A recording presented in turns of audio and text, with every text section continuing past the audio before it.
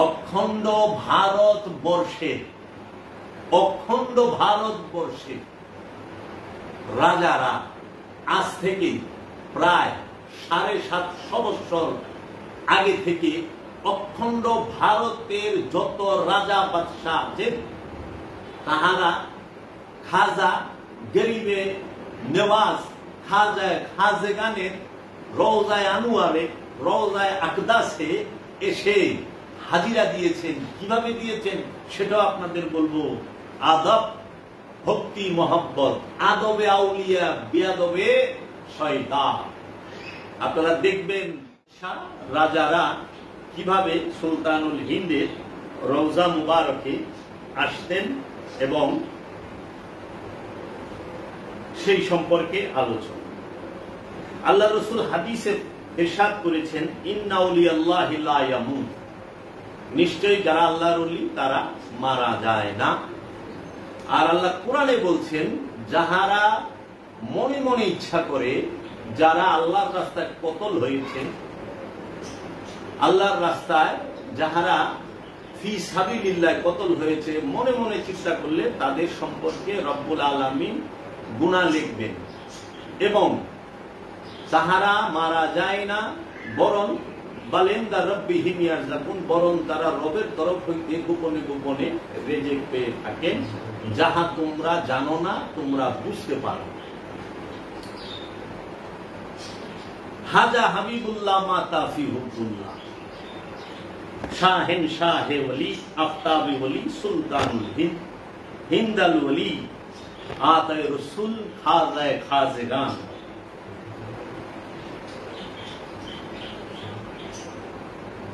উমদাতুর রাসিকিন শাইখুল ইসলাম খাজা মুঈনুল মিল্লাত ওয়াল হক ওয়াদ দ্বীন আল হুসাইনি সৈয়দি চিশতি। সর্বপ্রথম আমাদের জানা প্রয়োজন খাজা শব্দের অর্থ। আমরা যে বলি খাজা বাবা, খাজায়ে খাজেগান, গরিবে নেওয়াজ, সেই সম্পর্কে আমাদের জানতে হবে। আমরা আজকে চেষ্টা করব ডিটেইলস বলার জন্য। খাজা গরিবে নওয়াজ, তিনি তাহার আবির্ভাব হন,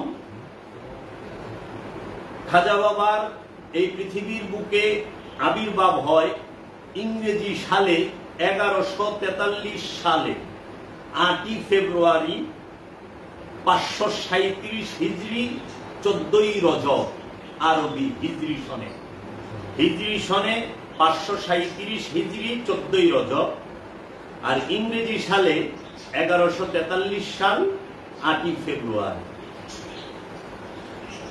সুলতানুল হিন্দ খাজা গরিবে নওয়াজের আবির্ভাব যেই রাষ্ট্রে হয় তাকে আগের ভাষায় বলা হয় তুরআন, বর্তমানে ইরান। খাজা গরিবে নওয়াজের মাতৃভাষা ছিল ফার্সি। খাজা গরিবে নওয়াজ আজ থেকে প্রায় 882 বছর আগে এই পৃথিবীর বুকে তাহার আবির্ভাব ঘটে এবং সুলতানুল হিন্দ খাজা গরিবে নওয়াজ উপাধি লাভ করেন 1236 সালে 22 মার্চ 633 হিজরি 6 রজব ইন্তেকাল করেন অখণ্ড ভারতের রাজস্থান প্রদেশে আজমির শরীফে। খাজা বাবার আগমন ইরানের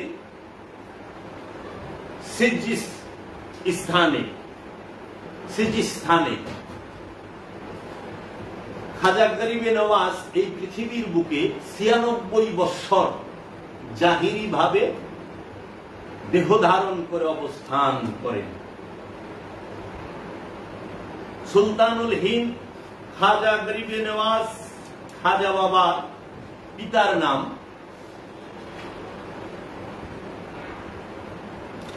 সৈয়দ খাজা গিয়াসউদ্দিন মোহাম্মদ হুসাইনি, সৈয়দ খাজা গিয়াসউদ্দিন আলমপানা হুসাইন, হুসাইন আলমপানা তার পিতার নাম।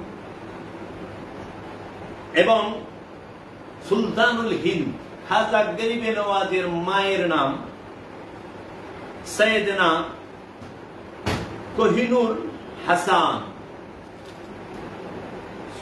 সৈয়দনা মাহিনুর হাসান। সুলতানুল হিন্দ খাজা গরিবে নওয়াজের মাতার নাম সৈয়দনা মাহিনুর হাসান। সুলতানুল হিন্দ খাজা গরিবে নওয়াজ তিনি আওলাদে রসুল, তিনি হাসানি হুসাইনি হাসানি। খাজা গরিবে নওয়াজের পিতা মাওলা হুসাইন আলাইহিস সালাম থেকে আগমন করেন এবং খাজা গরিবে নওয়াজের মাতা মাওলা হাসান আলাইহিস সালাম থেকে আগমন করেন। খাজা গরিবে নওয়াজের যে বংশ পরিচয়, খাজা গরিবে নওয়াজ তিনি গাউসে পাক আব্দুল কাদের জিলানী আলাইহিস সালাতু ওয়াস সালামের আবির্ভাবে প্রায় ৬৭ বৎসর পরে এই পৃথিবীর বুকে আগমন করেন। গাউসে পাক আব্দুল কাদের জিলানী আলাইহিস সালাতু ওয়াস সালামের বয়স যখন ৬৭, তখন খাজা গরিবে নওয়াজের এই পৃথিবীর বুকে আগমন হয়। খাজা বাবার যিনি মাতা এবং খাজা বাবার মা এবং গাউসে পাক আলাইহিস সালাতু ওয়াস সালাম বড় পীর আব্দুল কাদের জিলানী আলাইহিস সালাতু ওয়াস সালাম এই দুইজন ভাই এবং বোন ছিলেন। আপন মার পেটের নয়, কাজিন তারা ভাই এবং বোন ছিলেন। গাউসে পাকের দাদার নাম আব্দুল্লাহ হাম্বলি। হযরত আব্দুল্লাহ হাম্বলির নাতির নাম গাউসে পাক আব্দুল কাদের জিলানী আলাইহিস সালাতু ওয়াস সালাম এবং নাতিনের নাম সৈয়দনা মাহিনুর বেগম, মাহিনুর হাসান। তারা সম্পর্কে ভাই বোন ছিলেন। সেই সম্পর্কে গাউসে পাক আব্দুল কাদের জিলানী আলাইহিস সালাতু ওয়াস সালামের ভাগিনা হয় খাজা গরিবে নওয়াজ সুলতানুল হিন্দ। গাউসে পাক আব্দুল কাদের জিলানী আলাইহিস সালাতু ওয়াস সালাম তিনার সাথে খাজা গরিবে নওয়াজের জাহিরি ভাবে সাক্ষাৎ, জাহিরি ফেস টু ফেস সাক্ষাৎ হয়নি। ঐতিহাসিকগণ বলে রুহানি ভাবে হয়েছে, রুহানি ভাবে হয়। কারণ গাউসে পাক আলাইহিস সালামের যখন বয়স ৬৭, তখন খাজা বাবার আগমন। এখানে অনেক বিজ্ঞ আলেম, লেখক, গবেষক তাহারা অভিমত ব্যক্ত করেছেন।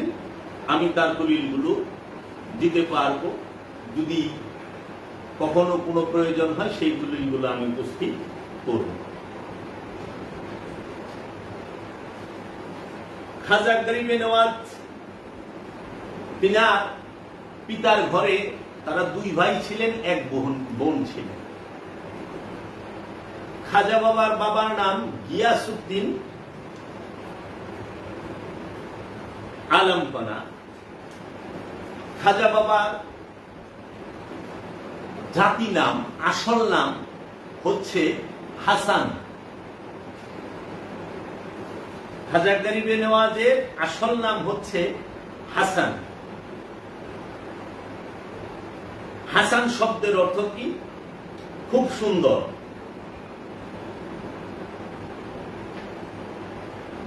তার লকাব সৈয়দি, সৈয়দি, কারণ সিজিস্তানে তাহার আবির্ভাব, ইরানে সিজিস্তানে। কারণ সিজি বলা হয় এর জন্য যে ইহা ইরানের অংশ এবং ইহা ফার্সি কিতাবে লেখা। খাজা গরিবে নওয়াজ তিনি, তারা দুই ভাই, হাসান আলামপানা, হুসাইন আলামপানা। খাজা গরিবে নওয়াজের পিতা গিয়াসউদ্দিন আলমপানা, তিনি খাজা বাবার 15 বছর বয়সে ইন্তেকাল করেন এবং খাজা গরিবে নওয়াজের মা সৈয়দনা মাহিনুর হাসান, তিনি খাজা গরিবে নওয়াজের পিতার ইন্তেকালের পরে অসুস্থ হয়ে যান এবং 17 বছর বয়সে খাজা গরিবে নওয়াজে তিনি ইন্তেকাল করেন। খাজা বাবার মা, যখন মা এবং বাবা দুইজনই ইন্তেকাল করলেন, খাজা গরিবে নওয়াজ এরপরে থেকেই তিনি তাসাব্বুরের দিকে তিনি মুর্শিদের সোহবতে গিয়েছিলেন। সেই বিষয়টি বলার আগে আমি সুলতানুল হিন্দ খাজা গরিবে নওয়াজের নামের যে বিষয়গুলো আমি সেটি বলে নেই। খাজা গরিবে নওয়াজের সর্বশ্রেষ্ঠ একটি লকাব সুলতানুল হিন্দ। তিনি কিভাবে সুলতানুল হিন্দ হলেন? প্রথমে একটি কালাম পাঠ করে নেই।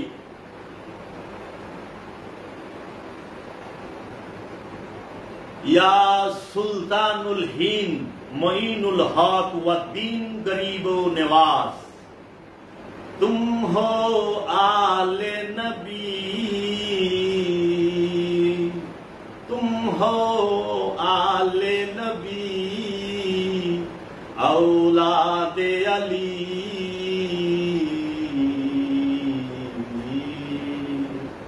तुम हो गरीब नवाज आले नबी, औलादे अली, सुल्तानुल हिंद गरीब नवाज। सुल्तानुल हिंद गरीब नवाज, এই সুলতানুল হিন্দ টাইটেলটি মাইনুদ্দিন হাসান আলমপানাকে যিনি দান করেন, তিনি হচ্ছেন এই কুল কায়নাতের রহমত, কুল কায়নাতের নবী, কুল কায়নাতের রাসূল, ইমামুল মুরসালিন, খাতামান নবিয়্যিন, আবুল কাসিম মুহাম্মদ সাল্লাল্লাহু আলাইহি ওয়াসাল্লাম।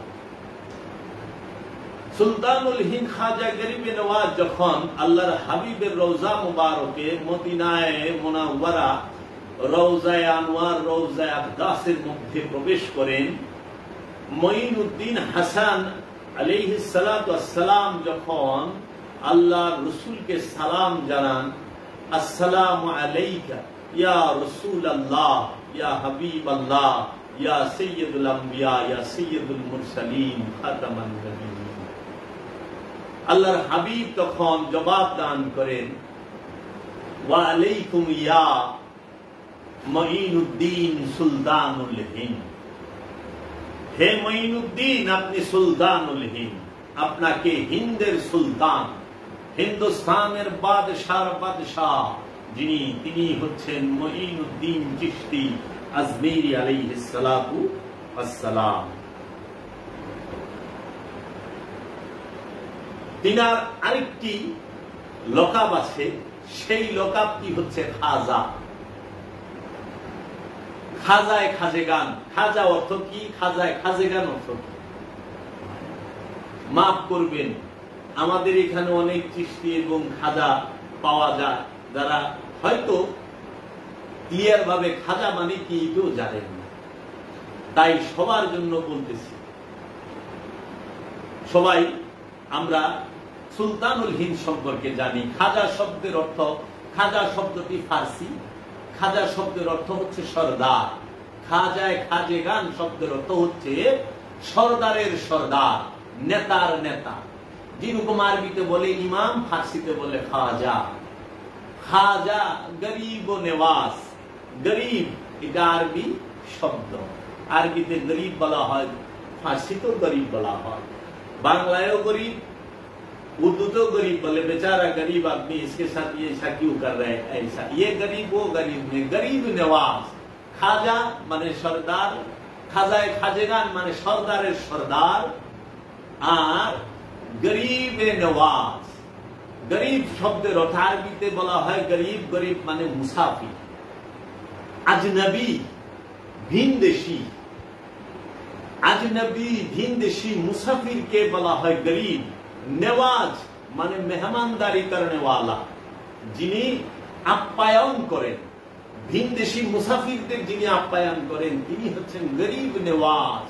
সে তো নিজের ঘরের মানুষকে আপ্যায়ন করেনি, নিজের দেশের মানুষকে আপ্যায়ন করেনি, আবার তিনি মুসাফিরদের আপ্যায়ন করনে ওয়ালা, নিজের সমস্ত কিছু উজাড় করে যে ভিনদেশী মুসাফির গরিবকে নওয়াজি করেন তিনি হচ্ছেন গরিবে নওয়াজ, সুলতানুল হিন্দ। সরদারের সরদার, সরদার মুসাফিরদের মেহমানদারি करने वाला, আপ্যায়ন करने वाला। খাজা খাজেগান, গরিব নওয়াজ। সুলতানুল হিন্দ মানে কি? রাসূল সাল্লাল্লাহু আলাইহি ওয়াসাল্লাম বলেছেন এই টাইটেল। কেন তিনি সুলতানুল হিন্দ? কারণ সকল রাজা বাদশারা তার দরবারে হাজিরা দিয়েছেন। অখণ্ড ভারতবর্ষে, অখণ্ড ভারতবর্ষে রাজারা আজ থেকে প্রায় 750 বছর আগে থেকে অখণ্ড ভারতের যত রাজা বাদশাহ আছেন তাহারা খাজা গরিবে নেওয়াজ, খাজায় খাজেগানের রওজায়ে আনোয়ারে, রওজায়ে আকদাসে এসে হাজিরা দিয়েছেন। কিভাবে দিয়েছেন সেটাও আপনাদের বলবো। আদব, ভক্তি, মহব্বত, আদবে আউলিয়া, বেয়াদবে শয়তান। আপনারা দেখবেন যে এই অখণ্ড ভারতের সমস্ত ধর্মের, জাতি, ধর্ম, বর্ণ নির্বিশেষে সকল রাজারা, সকল ভিআইপি ব্যক্তিবর্গ, রাষ্ট্রপতি, রাষ্ট্রপ্রধান, মন্ত্রী, মিনিস্টার, ধনী, জমিদার, যা কিছু আছে সবাই আইসা সুলতানুল হিন্দের কদম মোবারকে মাথা ঠেকাইছে। তাই তিনি রাজার রাজা, রাজাদের রাজা, রাজস্থানে যিনি রাজত্ব করেন তিনি তো সুলতানুল হিন্দ। সুলতানুল হিন্দ দের দরবারে মুঘল বাদশাহ আকবর 14 বার হাজিরা দিয়েছেন খাজা গরিবে নওয়াজের রওজা মুবারকে, খাজায় খাজেগানের, খাজা বাবার রওজা মুবারকে। অখণ্ড ভারতের যিনি মুঘল সম্রাট জালালউদ্দিন মোহাম্মদ আকবর, তিনি 14 বার হাজিরা দিয়েছেন। জালালউদ্দিন মোহাম্মদ আকবর তিনি 1605 সালে ইন্তেকাল করেন। খাজা বাবার মাজার শরীফ ও দরবারে হাজিরা দিয়ে জালালউদ্দিন মোহাম্মদ আকবর তিনি যখন খাজা বাবার মাজার শরীফে যাইতেন তিনি কয়েকবার আগ্রা থেকে পায়ে হেঁটে আজমির শরীফে হাজিরা দেন। বাদশাহ আকবর তিনি মানত করেছিলেন যে চতুর্শের কেল্লা যেটা, সেটা ফাতা হইলে মানে বিজয় হইলে একটি বড় ড্যাগ তিনি নজর করবেন, হাদিয়া দিবেন সুলতানুল হিন্দ খাজা বাবা মাজার শরীফ। এবং সেই মানত করার পরে তিনি সেই যুদ্ধে বিজয় লাভ করেন। 1558 সালে 100 মুন চাউল পাকানো যায় এইরকম একটি ডেকসি পিতল দিয়ে তৈরি করে, কাঁসার একটি ডেকসি তৈরি করে তিনি সুলতানুল হিন্দ খাজা গরিবে নওয়াজের দরবারে নজরানা উপহার হিসাবে পেশ করেন। এখনো সেই ডেকসিটি আজমির শরীফে আছে এবং সেই ডেকসিতে একবারে রান্না করা মতো বিজ্ঞ বাবুর্চি এটা সহজে পাওয়া যায় না, এটা ভয়ঙ্কর, সবাই পারবে না। তাই শাহী রাজদরবার হইতে এই ডেকসির সাথে শাহী বাবুর্চিও এখানে পাঠানো হয়েছে। এই 800 বছর ধরে কি 750 বছর ধরে এখন পর্যন্ত খাজা বাবার দরবারে যে তবারক পাকানো হয় 100 মনের ডেকচিতে, সেই ডেকসির যাহারা বাবুর্চি তাহারা ওই ডেকসির সাথে যে বাবুর্চিরা আসছিল তাদেরই বংশধর, আজও পর্যন্ত সেখানে খেদমত করতেছেন। কেন বলি সুলতানুল হিন্দ? 1559 সালে বাদশাহ আকবর খাজা বাবার দরবারে তথা আজমির শরীফে প্রথম মসজিদ নির্মাণ করেন।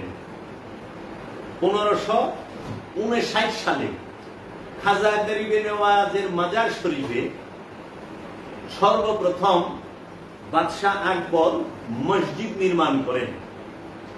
এর পূর্বে সেখানে মসজিদ ছিল না, খানকা দরবার ছিল।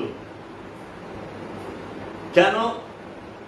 আল্লাহর ওলিরা সার্বজনীন, জাতি ধর্ম বর্ণ নির্বিশেষে সকল মানুষ আল্লাহর ওলির কাছে আসবে। কোরআনের ভাষায় হয়েছে মাসাবাতাল লিন্নাসে, মানব জাতির মিলন কেন্দ্র হচ্ছে আল্লাহর ওলি।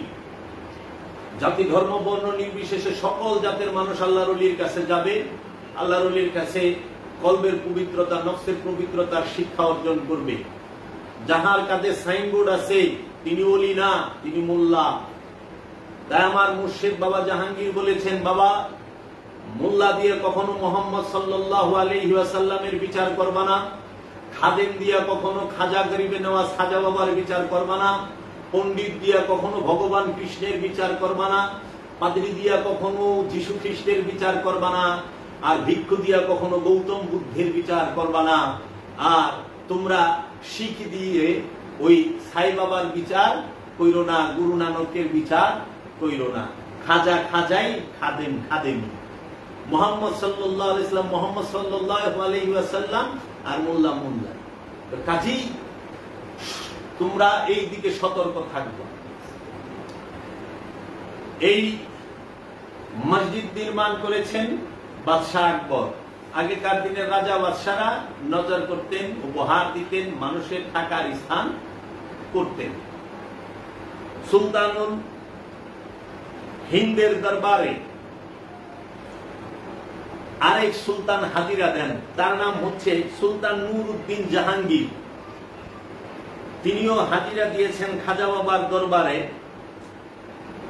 যখন তিনি খাজা বাবার দরবারে হাজিরা দিতে গেছেন তখন তিনি 3 মাইল আগে থেকে ঘোড়া এবং পিঠে থেকে নেমে গিয়েছেন এবং খালি পায়ে এবং খালি মাথায়, মাথার পাগড়ি মুকুট খুলে ফেলেছেন, পায়ের জুতা খুলে ফেলেছেন। খুলে খালি পায়ে 3 মাইল আগে থেকে হেঁটে এই সুলতান নুরউদ্দিন জাহাঙ্গীর তিনি খাজা বাবার রোজায় আনোয়ারে হাজিরা দিয়েছেন। তারপর হাজিরা দিয়েছেন খাজা গরিবে নওয়াজ সুলতানুল হিন্দের দরবারে। খুররাম মুহাম্মদ শাহজাহান তিনি লাহোরে জন্ম নেন। এই খুররাম মুহাম্মদ যাকে বলা হয় শাহজাহান, তিনি 60 মনের একটি ছোট ডেকসি খাজা গরিবে নওয়াজের দরবারে উপহার হিসেবে, নজরানা হিসেবে পাঠান এবং সেখানে পৌঁছে দেন। 5000 মানুষকে তিনি খাবার খাওয়ান। উরস শরীফে তিনি 3 দিন পর্যন্ত সেখানে অবস্থান করেন এবং কাওয়ালি শুনেন। অনেক নজর খায়রাত তিনি করেন।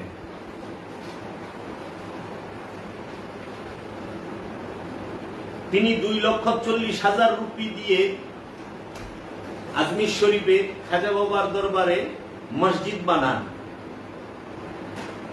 সেই আমলে 2,40,000 রুপি খরচ করে মসজিদ বানান এবং মেন গেট তৈরি করেন।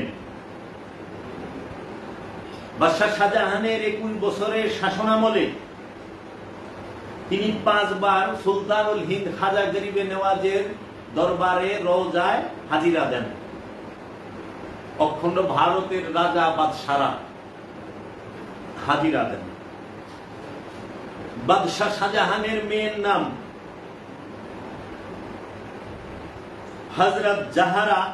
হযরত জাহানারা বেগম রহমতুল্লাহি আলাইহি। বাদশাহ শাহজাহানের মেয়ে ঔরঙ্গজেবের বোন ছিলেন। তিনি তার ভাই তারা শিকুকে তিনি পীর হিসেবে মানতেন, পীর মনে করতেন এবং তার কাছে বায়াত হয়েছে। এই বিবি জাহানারা বেগম, যিনি বাদশাহ শাহজাহানের মেয়ে, একমাত্র মেয়ে বাদশাহ শাহজাহানের জাহানারা বেগম, তিনি মাহবুব এলাহি নিজামউদ্দিন আউলিয়ার অসম্ভব আশেক ছিলেন, প্রেমিক ছিলেন। তিনি ইন্তেকালের পরে তার কবর তথা মাজারটিও মাহবুব এলাহি নিজামউদ্দিন আউলিয়ার দরবার এবং মাজারের নিকটেই তাহার মাজার শরীফ।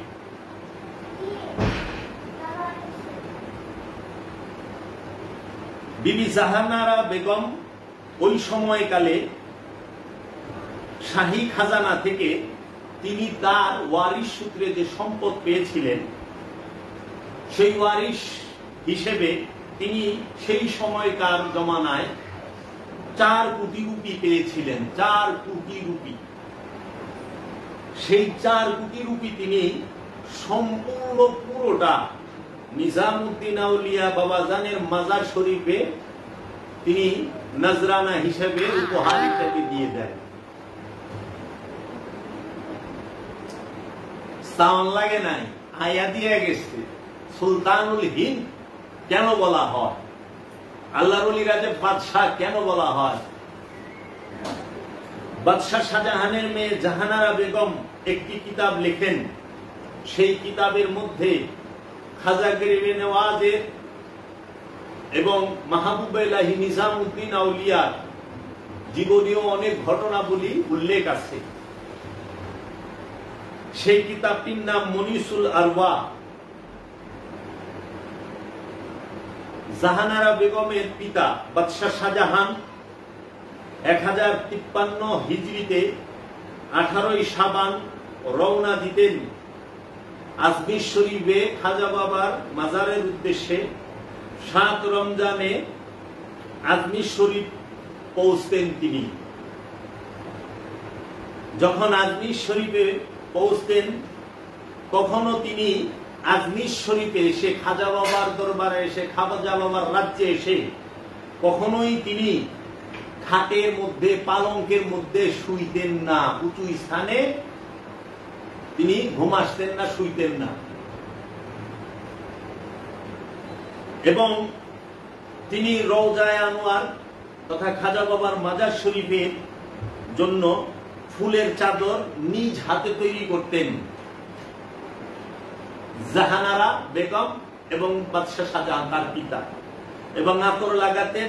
নিজ হাতে রওজা মুবারকে গিলাফ চড়াতেন, পরিয়ে দিতেন। খাজা বাবার মাজার শরীফে প্রথম যে দালান সেটি তৈরি করেন বাদশাহ শাহজাহান। খাজা বাবার মাজারটি পাকা হয় খাজা বাবার ওফাতেরও প্রায় 3.5 থেকে 400 বছর পরে। বাদশাহ আওরঙ্গজেব 3 বার খাজা বাবার মাজার শরীফে হাজিরা দেন। 1068 হিজরিতে 5000 রুপি খরচ করেন মুসাফিরদের জন্য। 1090 হিজরিতে 18ই মুহররম দ্বিতীয়বার হাজিরা দেন ঔরঙ্গজেব। আবার 5000 রুপি খরচ করেন মুসাফিরদের জন্য। 1091 হিজরিতে রবিউল আউয়ালে তিনি তৃতীয়বার খাজা বাবা মাজার শরীফে হাজিরা দেন। তারপর খাজা বাবার মাজার শরীফে আসেন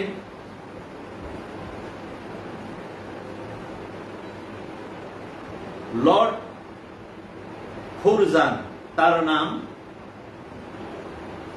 লর্ড খুরজান ওয়াইজরাই। তিনি হিন্দে 1898 সাল থেকে 1902 সাল পর্যন্ত অবস্থান করেন। তিনি 1902 সালের 18ই নভেম্বর পর্যন্ত সেখানে অবস্থান করেন এবং তিনি বলেন খাজা গরিবে নওয়াজের মাজার শরীফ সম্পর্কে যে ওনার একটি খুব সুন্দর উক্তি আছে, atom which is rolling off all over India, atom which is rolling all over India। এই অখণ্ড ভারতে ইন্ডিয়ার মাঝে এমন একটি মাজার আছে যে হুকুমত করতেছে পুরো ইন্ডিয়াতে। এমন এক আল্লাহর ওলির মাজার আছে যে সারা ভারতবর্ষে হুকুমত করতেছে। আফগানিস্তানের আমির হাবিবুল্লাহ খান 1901 সাল থেকে 1919 সালে 1901 সাল থেকে তিনি খাজা গরিবে নওয়াজের দরবারে আসেন। 1919 সালে তিনি হত্যা হন, তাকে হত্যা করা হয়। তিনি খাজা বাবার রওজায় হাজিরা দিয়ে 1.5 ঘন্টা পর্যন্ত একটানা বসেছিলেন এবং রওজায়ে আনোয়ারের দিকে তাকিয়েছিলেন। সোজা আসছেন, নেমে সোজা খাজা বাবার রওজা মুবারকে এবং একটানা 1.5 ঘন্টা পর্যন্ত তিনি সেখানে বসেছিলেন এবং তাকিয়েছিলেন রওজায়ে আনোয়ারের। তিনি কে? আফগানিস্তানের আমির হাবিবুল্লাহ খান। হিন্দের বাদশাহ বাহাদুর শাহ জাফর তিনি নাজরানা পেশ করেন এইভাবে। তিনি খাজা বাবার রওজা মুবারকে সে দাঁড়িয়ে তিনি নাজরানা পেশ করেন নাতের মাধ্যমে এইভাবে, তুম হো ইয়া খাজা মুইনে সরবরা, हक परस्त तुम हो आगा रमजे कुन और वकाफे सिर्रे आलस्त, या मोइनुद्दीन चिश्ती दस्तगीरे लाजा बस्ता। এরপর গুরু নানক 10 দিন পর্যন্ত খাজা বাবার দরবারের মধ্যে হাজিরায় পড়ে থাকেন। গুরু নানক জি তিনিও 10 দিন পর্যন্ত খাজা বাবার রওজা মুবারকে হাজিরায় বসে থাকে। এরপর সুলতানুল হিন্দের দরবারে আসেন ভারতের জাতির পিতা গান্ধীজি, মহাত্মা গান্ধীজি। 1920 সালে খাজা বাবার দরবারে হাজির হয়ে মাজার শরীফে গিলাপ চড়ান গান্ধীজি। এরপর জওহরলাল নেহেরু 1945 সালে খাজা বাবার মাজারে হাজিরা দেন এবং গিলাপ চড়ান। তারপর গোলাম হোসেন কাওয়ালি শুনেন। 1974 সালে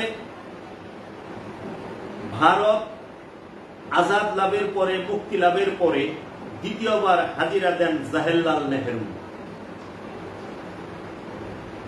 সুলতানুল হিন্দের দরবারে ভারতের প্রধানমন্ত্রী সাবেক ইন্দিরা গান্ধী 1977 সালে প্রথমবার হাজিরা দেন খাজা বাবার মাজারে এবং 1978 সালে দ্বিতীয়বার হাজিরা দেন খাজা গরিবে নওয়াজের খাজা বাবার মাজারে। সাবেক ভারতের প্রধানমন্ত্রী রাজীব গান্ধী প্রধানমন্ত্রী হয়ে হাজিরা দেন খাজা বাবার মাজারে। ভারতের একজন সবচেয়ে বড় ধনী, তার নাম মীর উসমান আলী খান নিজাম। 1911 থেকে 1948 সাল পর্যন্ত এই সময়ে তিনি হাজিরা দেন খাজা বাবার মাজার। আজমির শরীফের মেইন যে উসমানী গেট, তিনি 50,000 রুপি খরচ করে, 50 লক্ষ রুপি খরচ করে 3 বছরে তৈরি করেন। না, 50,000 রুপি, 50,000 রুপি। তিনি এত ধনী ছিলেন যে এই মীর উসমান সাহেব, তিনি এত ধনী ছিলেন যে বড় আকারের একটি হীরা দিয়ে তিনি তার পেপারের উপরে পেপার চাপা দিতেন। ওই পেপারের উপরে অনেক সময় আমরা কাগজের চাপা দেওয়ার জন্য বিভিন্ন ওজনের জিনিস রাখি না, তিনি বড় একটি হীরা রাখতেন। এখান থেকে আন্দাজ করেন তিনি কত সম্পদের মালিক ছিলেন। মহারাজা গোবিন্দ সিং ওলিয়ে রিয়াসাত দাতিয়া রাজপুত, মহারাজা গোবিন্দ সিং ওলিয়ে রিয়াসাত দাতিয়া রাজপুত, তিনি খাজা বাবার রওজা মুবারকে হাজির হয়ে গিলাপ তথা চাদর মাথায় রেখে মাজার শরীফে গিলাপ চড়ান। অটল বিহারী বাজপেয়ী 2007 সালে 15 জুলাই খাজা বাবার মাজারে গিলাপ চড়ান, সুলতানুল হিন্দের মাজারে। বাংলাদেশের একজন প্রধানমন্ত্রী খাজা বাবার মাজারে গিলাপ চড়ান এবং 50,000 রুপি নজরানা উপহার সেখানে দেন।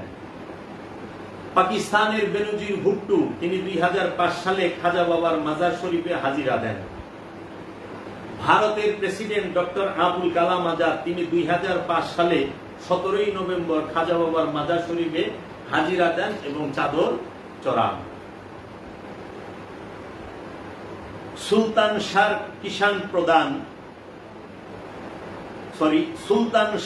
কিষান প্রসাদ শায়ের লিখেন খাজা বাবা সম্পর্কে, হিন্দ কে সুলতান হো তুম হে মুস্তফা কা ওয়াস্তা, हिंद का सुल्तान हो तुम है मुस्तफा का वास्ता,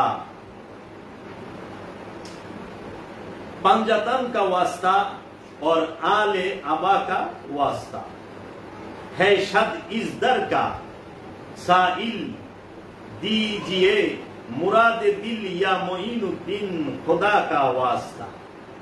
1940 সালে তিনি ইন্তেকাল করেন এই শায়ের। আস্তানায়ে রাসূল সাল্লাল্লাহু আলাইহি ওয়াসাল্লাম, আতায়ে রাসূল সাল্লাল্লাহু আলাইহি ওয়াসাল্লামের তরফ হইতে হিন্দুস্তানের মানুষদের জন্য খুশুসি তথা মহাপবিত্র একটি দান। আল্লাহর রাসূল রাহমাতাল লিল আলামিনের তরফ হইতে এই অখণ্ড ভারতবর্ষের জন্য মহাপবিত্র একটি দানই হচ্ছে সুলতানুল হিন্দ খাজা খাজেগান খাজা গরিবে নেওয়াজ মঈনুদ্দিন আলাইহিস সালাতু আসসালাম। আমরা তাহলে পেলাম কি? খাজা কাকে বলে, খাজা খাজেগান কাকে বলে, সুলতানুল হিন্দ কাকে বলে এবং গরিবে নেওয়াজ কাকে বলে। খাজা গরিবে নেওয়াজের আরেকটি টাইটেল হচ্ছে হাজা হাবিবুল্লাহ মাতা ফি হুব্বুল্লাহ। এই বাণীটি লেখা বাদশাহ শাহজাহানের মেয়ে বিবি জাহারা, যে কিতাব মুনিসুল আরবার মধ্যে জাহানারা বেগমের, বিবি জাহানারা বেগমের হাজা হাবিবুল্লাহ মাতা ফি হুব্বুল্লাহ, এর মানে কি? হাজা হাবিবুল্লাহ, হাজা ইহাই তিনি, হাবিবুল্লাহ আল্লাহর প্রিয়, আল্লাহর মাহবুব, আল্লাহর বন্ধু, মাতা ফি হুব্বুল্লাহ, এই আল্লাহর বন্ধু ইন্তেকালও করলেন আল্লাহর মহব্বতের মধ্যে। মাতা মানে মারা ইন্তেকাল করলেন, পর্দা করলেন। এই আল্লাহর বন্ধু পর্দা গ্রহণ করলেনও আল্লাহ রাব্বুল আলামিনের মহব্বতের মধ্যে। বলা হয় সুলতানুল হিন্দ খাজা গরিবে নওয়াজ যখন পর্দা গ্রহণ করেন, খাজা বাবার পেশানি মুবারকে এই বাণীটি দেখা যায় যে হাজা হাবিবুল্লাহ মাতা ফি হুব্বুল্লাহ, তিনি আল্লাহ রাব্বুল আলামিনের মাহবুব, প্রিয়। এই আল্লাহ রাব্বুল আলামিনের যিনি মাহবুব, তাহার পর্দা গ্রহণটিও আল্লাহ রাব্বুল আলামিনের মহব্বতের মধ্যে। এই কথাটি লিখেছেন শাহজাদি জাহারা রহমাতুল্লাহ আলাইহি, তার কিতাবে লিখেছেন মনিসুল আরবা নামের কিতাবে। রাসূল সাল্লাল্লাহু আলাইহি ওয়াসাল্লাম বলেছেন যে রওজায়ে আজ, রওজায়ে মুতাবাররিক হযরতে রিসালাত পানা সাল্লাল্লাহু আলাইহি ওয়াসাল্লাম আওয়াজা আমান কি ইয়া মুঈনুদ্দিন হাসান, তু মুঈনে দিন, তু মুঈনে দিন মা এ বেলায়েতে হিন্দুস্তান বাতু হাওয়ালা সুদা। এই কালামটি তিনি লেখেন তার কিতাবে।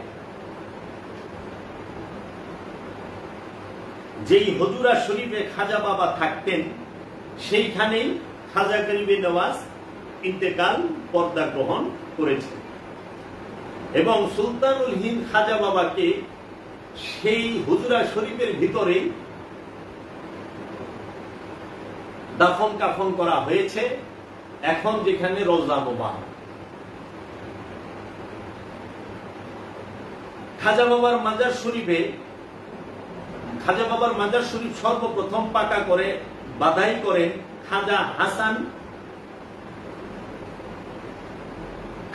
হাসান বাগরি রহমাতুল্লাহ আলাইহি। খাজা হাসান রহমাতুল্লাহ আলাইহি 1494 সালে মালবার হাকিম সুলতান মোহাম্মদ খিলজি খাজা বাবার মাজারকে মজবুত ভাবে নির্মাণ করেন, সাথে মসজিদ বানান। সব থেকে বেশি বাদশাহ, সবচেয়ে বেশি বাদশাহ আজমিরে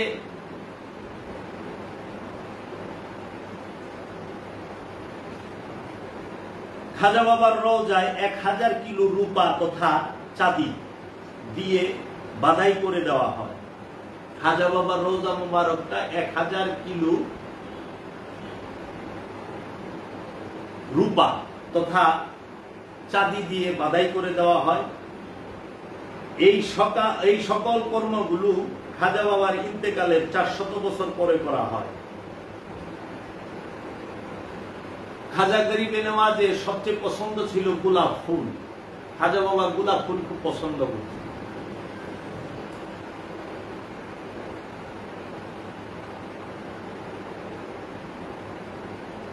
খাজা বাবার পীর খাজা উসমান হারুনি বাক্কা, তিনি একটি কালাম বলেছিলেন খাজা বাবাকে যে বান্দা আল্লাহর ওলি হয় কিভাবে,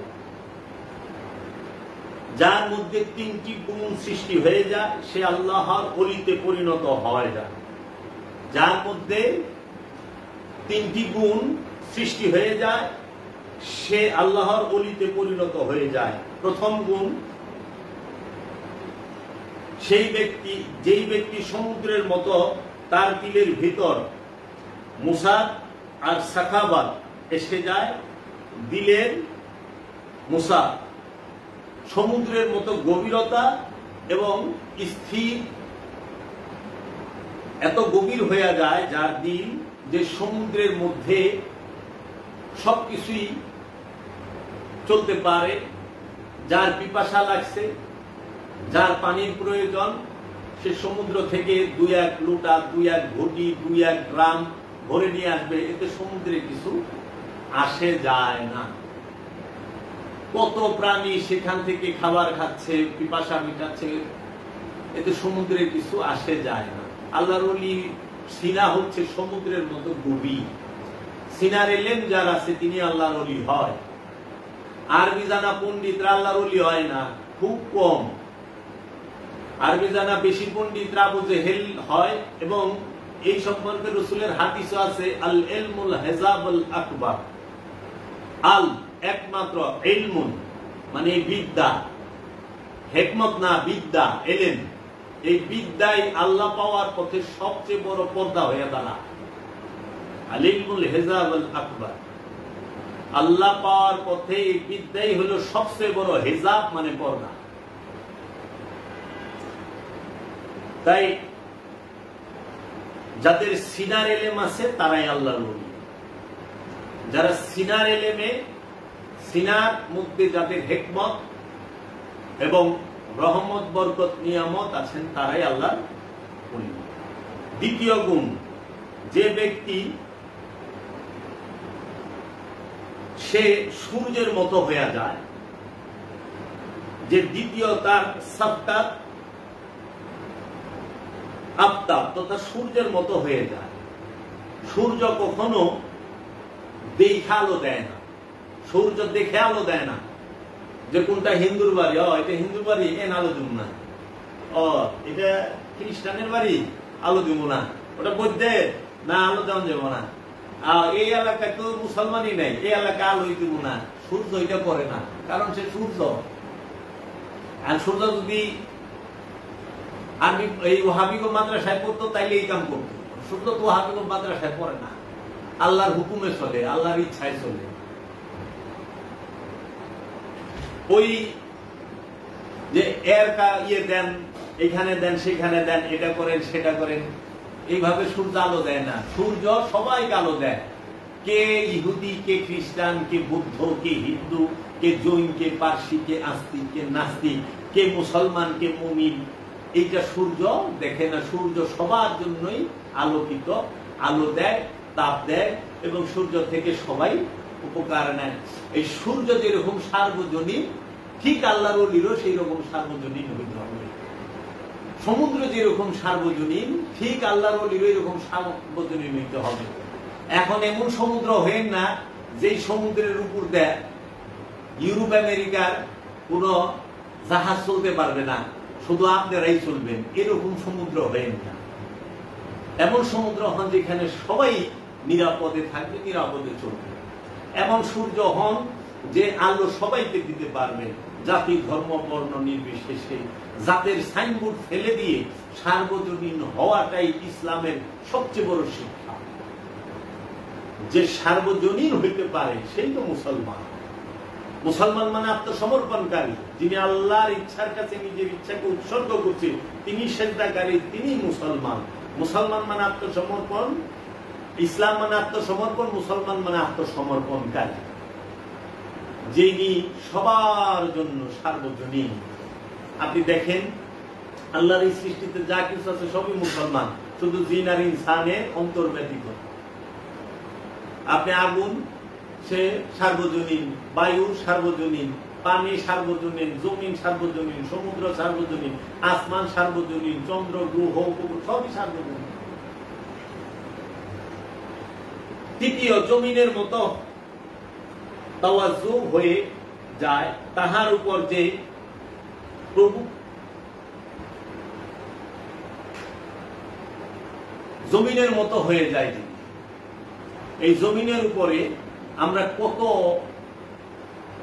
আকাম কুকাম অপরাধ, কত জুলুম অত্যাচার করতেছি, কিন্তু জমিন কিন্তু আমাদের শাস্তি দেয় না।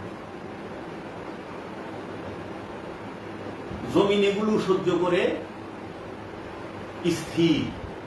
এই জমিনের উপরে কত প্রকার পাপাচার হচ্ছে, এবং এই জমিনের উপরে সকল জাতি, ধর্ম, বর্ণ নির্বিশেষে সবার বসবাস করতেছে।